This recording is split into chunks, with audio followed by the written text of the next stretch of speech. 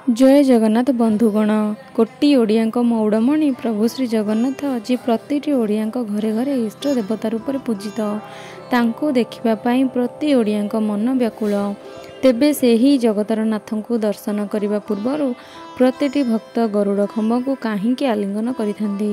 से ही गरुड़ खंब कौन एवं यह केउथिरे निर्मित आसतु आज से ही विषय सब जानिबा। वीडियोटी देखा पूर्व आपण मानक मोर अनुरोध चैनल को सब्सक्राइब करनियंतु एही भली सब वीडियो देखिबापाई। तेबे चलंतु आरंभ करिबा आजिर वीडियो। जेतेबेले गोटे भक्त जगन्नाथ को देखियापाई धाई आसी थाए से प्रथमे गरुड़ खंब को आलिंगन करिथाए। प्रबाद अच्छी गरुड़ खंब को आलिंगन करने द्वारा महाप्रभु को आलिंगन करने सह सामान।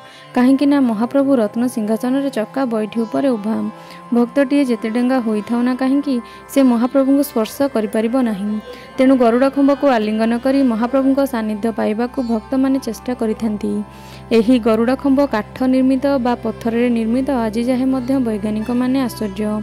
कुहाଯାଏ ଏହା ଏକ जीवाश्मा बा गरुड़ उद्गार मणि रे ताहा प्रस्तुत। भक्तटीए जेतेबेले गरुड़ खंब को आलिंगन करिथाए अनेक पुण्यफल प्राप्त होइथाए।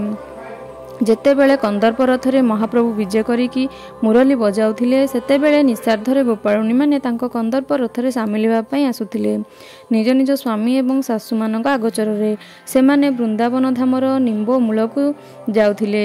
छोटी गोपाळुणीटीए जेतेबेले निस्सार्धरे जाउथिला ता स्वामी ताकू दिने धरि नैथिला एवं अजस्र असभ्य भाषा ताकू गालीगुलज करिथिला। सेतेबेले महाप्रभुଙ୍କ रथरे से भाग नहीं पारि नथिबारु दुखरे से निजको आत्माहुति देइथिला। जेउ स्तंभरे मुंड पिटी पिटी निजर जीवात्मा को शेष कर देइथिला महाप्रभु तार स्मृति हिसाब रे सेही खंब को महाप्रभु आनी श्रीक्षेत्र रे स्थापन करिसंदी जहाको आमे माने समस्ते गरुड़ खंब नाम रे जानिछे।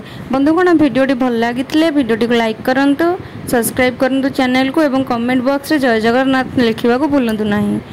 आज पई एतिकी जय जगन्नाथ।